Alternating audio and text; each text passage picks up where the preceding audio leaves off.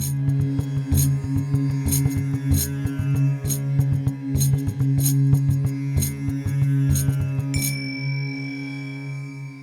wanted to record a video that outlined the four ways, as Gurdjieff puts them, the four ways that are four separate paths towards spiritual progress and growth, four ways to reach that elusive goal of higher consciousness. There's already a lot of material on George Gurdjieff on the internet today, so I won't get very into the details of who this person was or the nature of his teachings as a whole. It's a really complex subject and there's lots of content available. If you're watching this video, you're someone who likely already has heard of Gurdjieff or you're aware of his ideas in some degree. A lot of what we call the New Age movement has borrowed very heavily from the ideas of George Gurdjieff.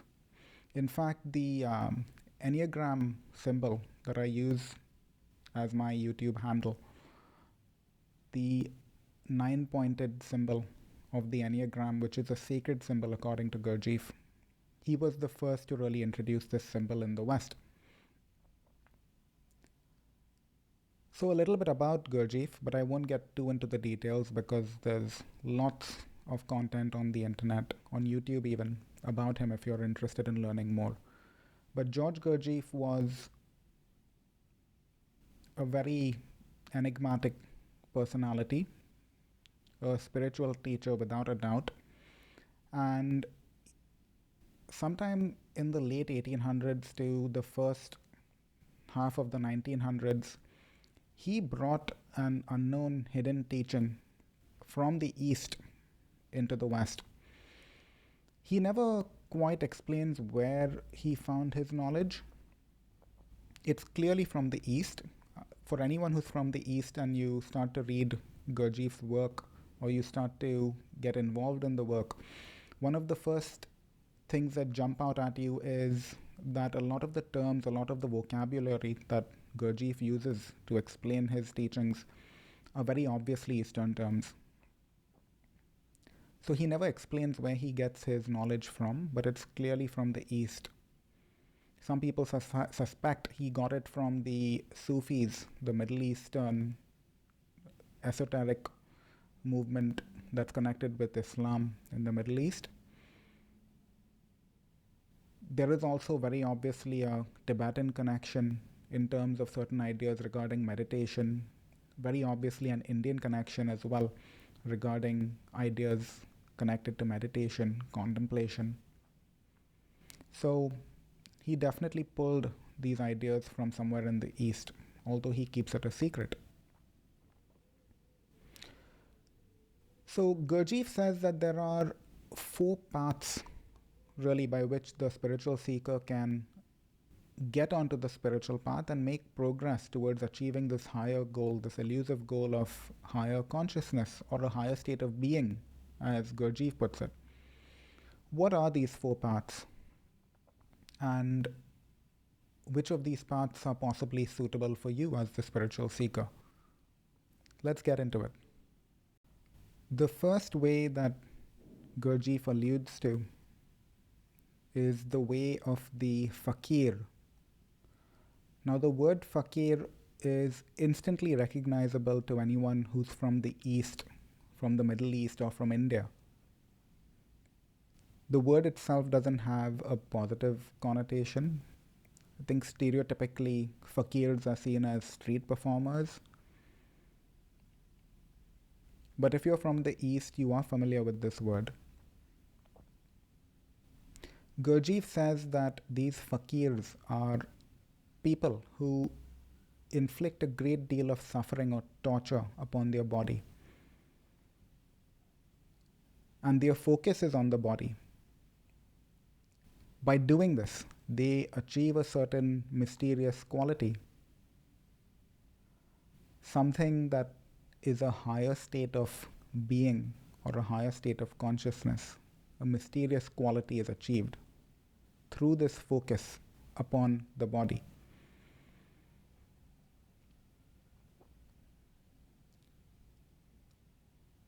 In India, in ancient India in particular, there was the idea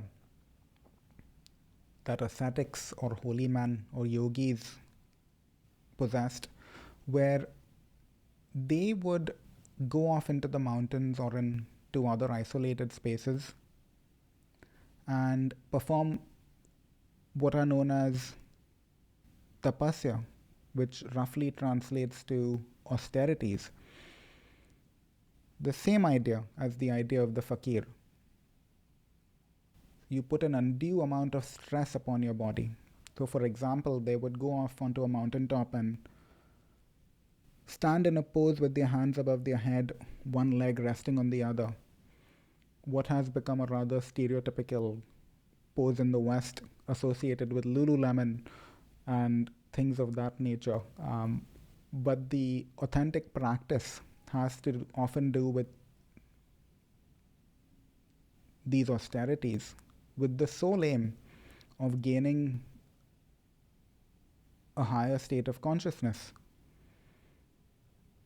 These ascetics would believe that it would result in them receiving a boon or a blessing from the gods. So Gurdjieff says the same thing. The fakir is someone who inflicts a large amount of discomfort on his or her body, and by focusing on this discomfort, by constantly bringing their attention to their body, over time, over a large amount of time, I should emphasize, a certain mysterious quality is awakened. That's the first way, the way of the fakir. The second way, according to Gurdjieff, by which a man or a woman on the spiritual path may achieve this goal of higher consciousness, a higher state of being, is the way of the monk. This is the religious way. A man or a woman indulges in extreme devotion towards whatever god or religious belief they profess. The focus is on the intensity of the devotion and a long period of time. So, similar to the way of the fakir, the monk focuses on an emotional aspect of devotion. And through this intense focus on an emotional state, they achieve a certain mysterious something,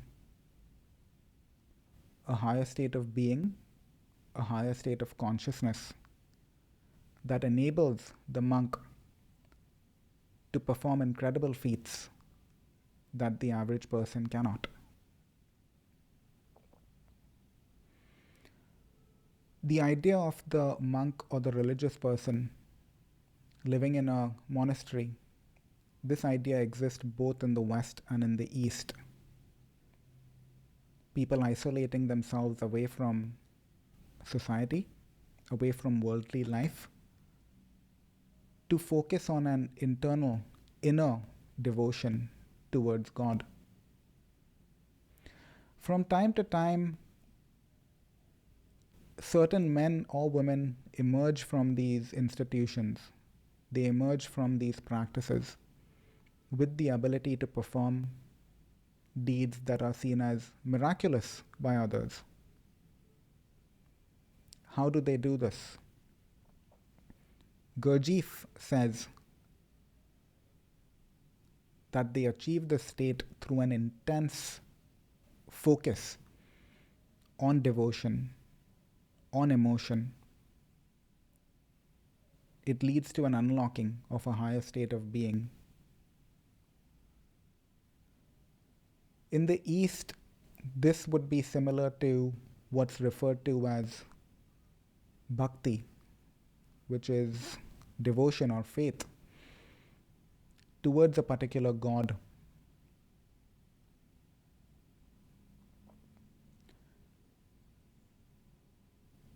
The way of emotion is possibly the most easily accessible way for the average person. It doesn't require intellect. It doesn't necessarily require austerities on the body the way the fakir does. All it calls for is strong and intense faith and devotion in an idea that eventually leads to the achievement of this elusive goal of a higher state of consciousness.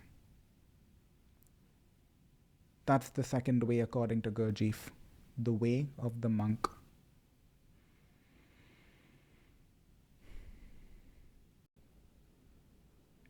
The third way, according to Gurdjieff, is the way of the yogi. Now, for someone who's from the East, particularly if you're from India, this word is instantly recognizable to you. It's a word that's also entered common usage in the West, although not quite in the context of its authentic meaning in the East. According to Gurdjieff, the yogi is a man or a woman who achieves the elusive goal of a higher state of being, a higher state of consciousness, through his mental faculties. More specifically, it's the use of his mental faculties with an emphasis on meditation or contemplation. The yogi has some method, some secret that has been taught to him. And in India, these methods of meditation are often passed down in esoteric schools from teacher to student.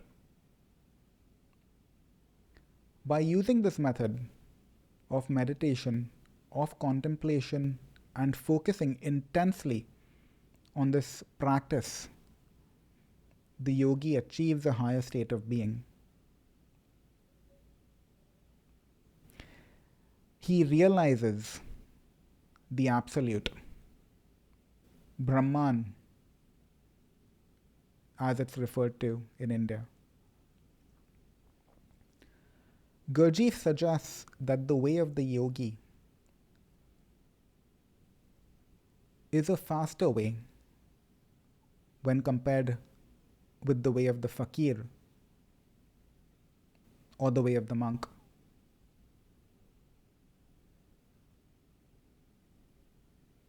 However, the way of the yogi represents a way that is often hidden from the average person. And because of the internal nature of this meditation, it can be extremely difficult for the average person to know if they have a correct method of progressing on the path. Many imagine that they are on this path, that they are yogis, but they are stuck in imagination. This is the third way according to Gurdjieff, the way of the yogi.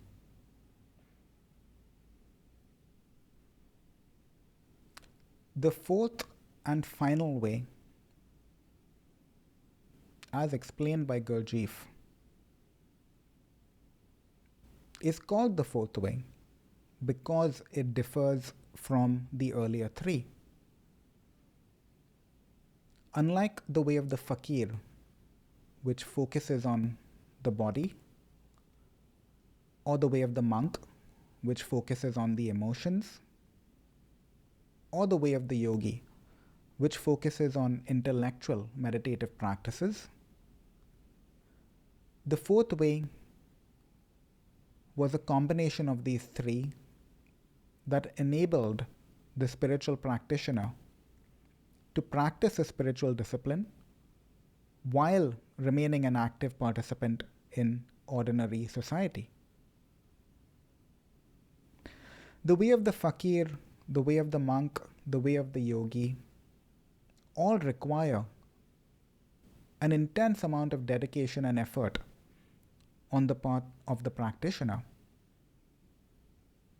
Very often, someone aspiring to be a fakir, or more commonly a monk or a yogi, would feel the need to isolate themselves away from society, meditate under a banyan tree, or move off into the mountains and isolate yourself so you could devote your time and attention upon your spiritual discipline and practice.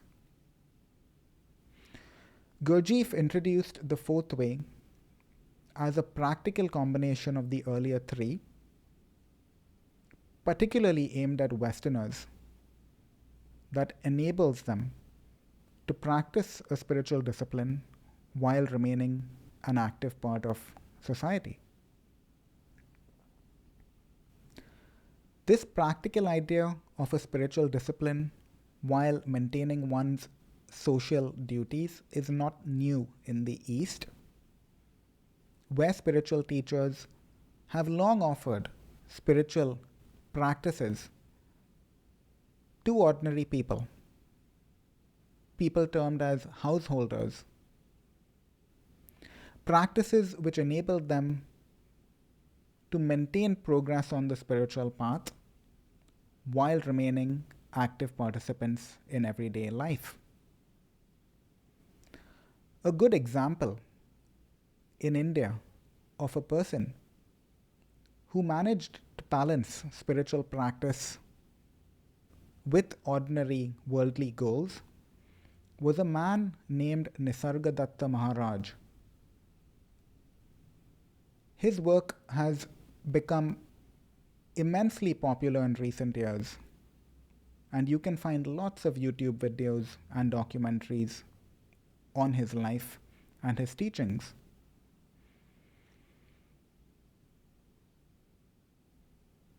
For the fourth way of Gurdjieff, schools currently exist in the West as well as in the East.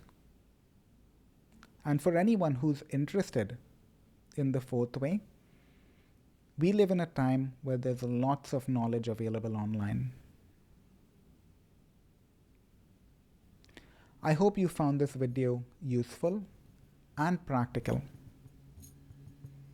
If you have an interest in such subjects, consider following me because I do plan on saying more. I wish you well on your journey.